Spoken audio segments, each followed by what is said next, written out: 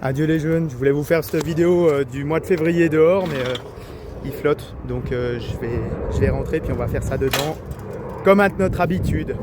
À tout à l'heure. À partir de maintenant, je pense que les vidéos, je vais les couper en 3 séquences. Une séquence pour l'intérieur, une séquence pour l'extérieur, mais plutôt entretien et création, et puis une dernière séquence pour ce qui est du potager. Et on commence donc par l'intérieur. Pour l'intérieur, vous discutez un peu avec vos plantes, vous voyez ce qu'elles vous disent, et puis en fonction, vous mettez un peu plus d'engrais qu'une fois par mois, ou pas, à voir, parce que comme il y a de nouveau un peu plus de soleil, et ben peut-être qu'il y a besoin, ou pas, c'est en fonction de chaque plante, au feeling. Moi, en ce qui me concerne, je reste à une fois par mois pour le moment, et puis ça va bien comme ça. Voilà, c'est à peu près tout pour l'intérieur. Si vous voulez commencer à rempoter, vous pouvez, mais moi, j'attends le mois de mars. Voilà. En ce qui concerne l'extérieur, eh ben alors en extérieur, on peut continuer encore un peu les boutures. On peut marcoter comme je vous ai montré il n'y a pas longtemps là. On peut continuer la plantation.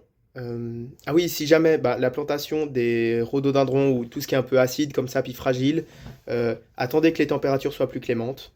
Pareil pour vos gazons, il y en a qui sont assez, qui ont envie que leur gazon soit ressemé et autres, mais attendez parce que la germination du gazon, ça se fait sur 10 degrés et donc en dessous, ça poussera simplement pas. Donc ça sert à rien, c'est les oiseaux qui vont manger vos graines. Vous allez perdre des sous plus qu'autre chose. Euh, la taille, on peut continuer si vous n'avez pas fini.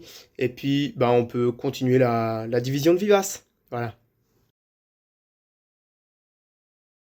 Et puis, pour finir, le potager, on va pouvoir commencer à amender le sol. Quand je dis amender le sol, ça veut pas dire faire venir un flic et puis qu'il vous fasse payer un truc. Non, non. Ouais, j'ai essayé d'être drôle. Euh, non, c'est juste apporter du compost en fait.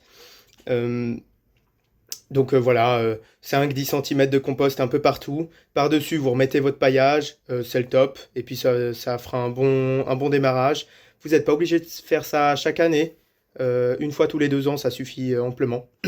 Enfin, ça dépend aussi de vos cultures, si elles demandent beaucoup d'éléments ou pas. Voilà.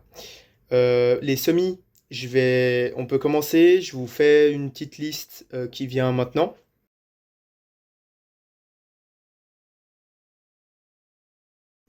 Et puis on remet du paillage s'il y a besoin. Et puis on peut commencer à monter ces structures. Maintenant qu'on a fait le plan du potager, on va pouvoir commencer à monter ces petites structures pour les courges, pour les tomates et autres, si besoin. Autrement, les tuteurs, ça va très bien aussi.